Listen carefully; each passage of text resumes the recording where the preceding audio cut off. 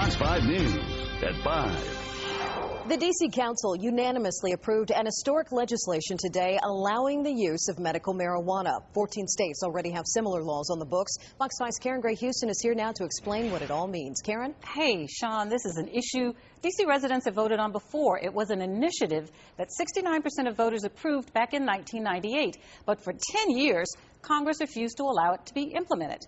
Well, now we've got a new Congress, and Councilmember David Catania and his staff have crafted a new bill, which would allow sick people to get as much as 4 ounces of marijuana over any 30-day period. The new bill doesn't let just any old body smoke marijuana. You have to be sick with AIDS, glaucoma, cancer, or other debilitating chronic medical condition. Instead of having to go to open-air drug markets to access medical marijuana, they can go to licensed dispensaries that have quality control so they can get medical-grade cannabis. There were patients present at the council vote.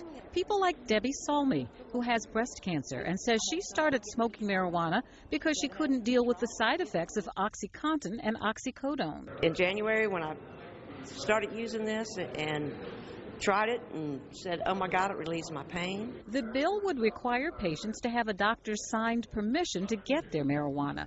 There would be cultivation centers that would be registered with the health department.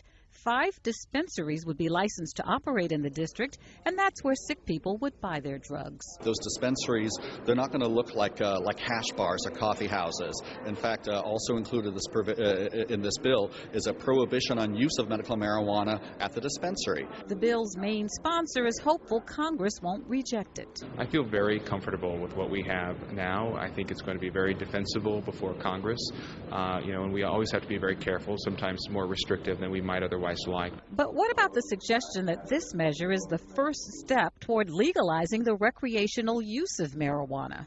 It's people who are afraid of legalization and would arrest patients in order to prevent it who are taking advantage of sick people, not the other way around.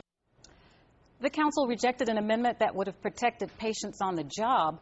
David Catania said it would not have been helpful to protect people under the influence, especially if they had jobs in law enforcement or anything that would endanger the public. Sean? Karen Gray Houston, thank you. The bill now goes to Mayor Adrian Fenty, who is expected to sign it.